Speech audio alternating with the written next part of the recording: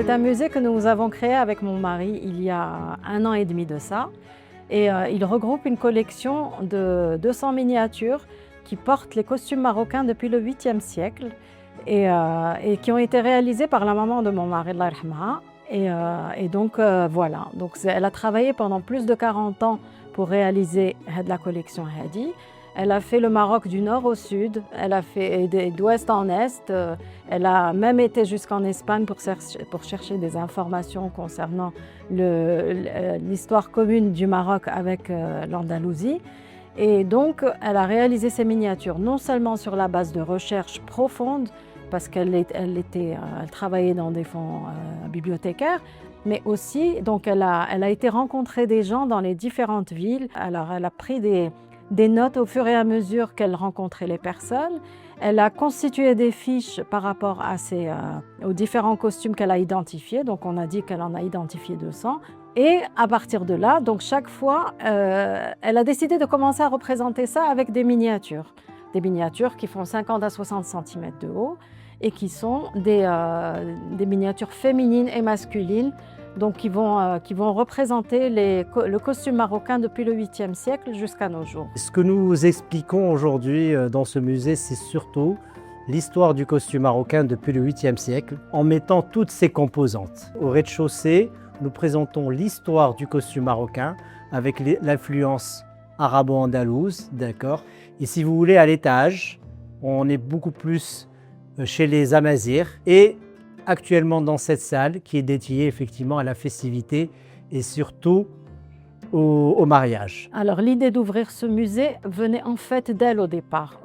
Au tout départ, quand elle a commencé à constituer sa collection, son objectif était de partager ses connaissances et son savoir avec le public.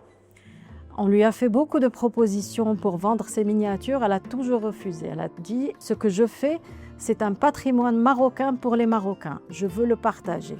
Et nous avons décidé avec mon mari de réaliser son rêve. Donc au début, on ne l'a même pas prévenu, on lui a dit « On va aller essayer de te trouver un endroit pour essayer d'exposer tes miniatures parce que tu ne peux pas les laisser comme ça dans les valises. » Et voilà. Donc c'est là où on l'a trouvé ici à le Riyad, on l'a aménagé et on est venu on a aménagé le rez-de-chaussée surtout. Après on est passé à l'étage et à ce moment-là on l'a amenée. La pauvre elle était très très diminuée parce que c'était à la veille de sa mort et donc elle a pu voir et la pauvre elle s'est mise à pleurer, à nous dire merci mes enfants, vous m'avez réalisé mon rêve. Voilà, donc aujourd'hui nous on est ému à la fois parce que c'est une excellente collection, elle est super belle et puis elle raconte beaucoup de choses. Mais il y a aussi le rêve d'une grande dame. J'ai eu l'occasion vraiment de la côtoyer, c'était ma belle-mère. Elle était extraordinaire. Alors déjà, elle était de parents mixtes, mais elle avait un amour pour le Maroc que j'en ai rarement vu. Un amour pour le Maroc, pour les traditions marocaines, pour tout ce qui était marocain, mais incroyable.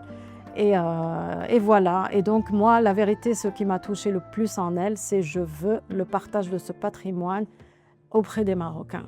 Voilà, je ne veux pas vendre, je veux que tous les Marocains prennent connaissance de ça, c'est un patrimoine marocain. Alors il y a quelque chose que ma mère Rahma prenait en compte et c'était très très important pour elle et bien sûr pour tous les Marocains, c'était la tolérance du Maroc vis-à-vis des 3 cultures, des 3 religions. Comme vous le savez tous, Sa Majesté le Roi, que Dieu le glorifie, a comme titre Emir al-Mu'minin, et donc à ce titre, il coiffe toutes les religions monothéistes, notamment la musulmane, la juive et la chrétienne. Voilà. Et ça, c'est un message qu'on voudrait faire passer à tout le monde, d'accord? Et ce musée aussi, on reçoit énormément d'enfants de 7 ans, 8 ans, 12 ans, 13 ans. Et pourquoi ça nous tient à cœur? Parce que c'est ce type de jeune public qui nous intéresse pour leur apprendre quelle magnifique culture, quelle grandeur est le Maroc. Et ça nous tient énormément à cœur. Ce que j'ai appris d'elle, c'est déjà l'amour du pays que j'avais déjà en moi, mais elle l'a exacerbé. Franchement, depuis que je la connais, je fais beaucoup plus attention aux détails. Je fais attention à l'histoire.